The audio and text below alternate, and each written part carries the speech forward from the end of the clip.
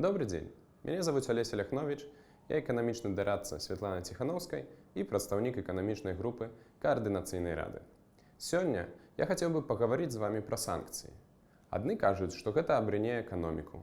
Рэжым жа сцвярджае, што ўплыву не будзе і сам гатовы ўводзіць санкцыі ў адказ.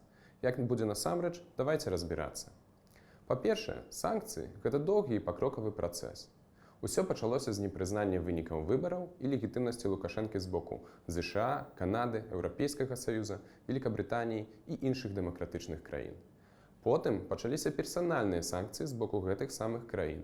А ўжо 19 лістапада, пасля забойства Рамана Бандарэнкі, ЕС абвесціў аб падрыхтоўцы ўжо трэцяга пакета санкцыяў, які будзе ўключаць у тым ліку кропкавыя эканамічныя санкцыі супраць канкрэтных прадпрыемстваў і бізнесменаў, звязаных з Лукашэнкам. Еўрапейскім кампаніям і фізічным асобам будзе забаронена гандляваць, заключаць здзелкі і інвеставаць у беларускія фірмы з чорнага спісу. Спісы могуць быць агучаны ўжо 7 снежня на паседжанні міністраў замежных спраў ЕС.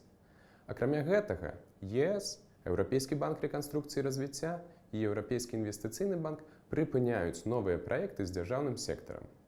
Калі ў 2019 годзе беззваротная фінансавая дапамога з боку ЕС складала каля 30 мільёнаў долараў, то крэдытныя праекты гэтых двух банкаў еўрапейскіх склалі больш за 900 мільёнаў долараў, а гэта 1,5% валавага прадукту. Таксама магчымае абмежаванне дзейнасці Сусветнага банка ў Беларусі, які ў мінулым годзе рэалізаваў праекты на суму 550 мільёнаў долараў. Раней, у верасні, Міжнародны валютны фонд адмовіўся пачынаць новую праграму падтрымкі эканомікі Беларусі на 940 мільёнаў долараў. Гэта ўсё не проста сімвалічны ціск ці іміджавы ўдар па рэжыму. Ужо цягам бліжэйшых месяцаў беларуская эканоміка адчуе наступствы. Нас чакае спыненне новых замежных інвестыцый, вывад прыватнага капіталу з Беларусі, а таксама замарозка доступу да міжнародных крэдытаў для ўсяго дзяржаўнага сектара, у тым ліку дзяржаўных банкаў і прадпрыемстваў. Гэта гучыць сур'ёзна, але гэта толькі пачатак. Верагодна, што ў недалёкай будучыні да эканамічных санкцыяў супраць рэжыму далучацца ЗША. Тады эканамічныя санкцыі могуць закрануць і расейскія інтарэсы, якія з'яўляюцца ўласнікамі некаторых прадпрыемстваў і банкаў у Беларусі, і якія супрацоўнічаюць з беларускімі партнёрамі. Калі рэпрэсіі будуць працягвацца, а кропкавыя эканамічныя санкцыі не будуць даваць вынікаў, то магчымы пераход да больш глобальных санкцыяў, сектаральных. Гэта, напрыклад, эмбарга на імпарт з Беларусі нафты і нафтапрадуктаў, калійных угнаенняў і чорных металаў, альбо адключэнне Беларусі ад сістэмы SWIFT.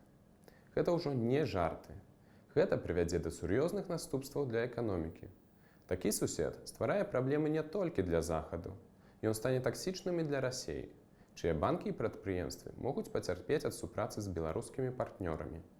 А расейскі бюджэт будзе вымушаны рэфінансаваць даўгі Беларусі. Кітай, іншы стратэгічны сябра Лукашэнкі, рызыкуе згубіць стабільнага партнёра, праз якога ідзе амаль увесь кантынентальны транзіт кітайскіх тавараў у Еўропу, і ў якім павінен быў паспяхова дзейнічаць парк Вялікі камень. Сваімі паводзінамі, фізічнымі здзекамі, гвалтам і забойствамі рэжым не проста знішчае грамадства. Ён таксама знішчае нашу эканоміку, нашу будучыню. Ніводзін адэкватны беларус не можа зычыць сваёй краіне такіх наступстваў.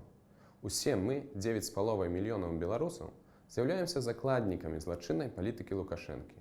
Гэта на яго кладзецца ўся адказнасць за сітуацыю. Але канец чакае толькі рэжым Лукашэнкі. У выніку дэмакратычных перамен Беларусь чакае выбух новых ініцыятываў, вяртанне капіталу і лепшых беларусаў замежжа, а міжнародная падтрымка толькі ўзмацніць дасягненні саміх беларусаў.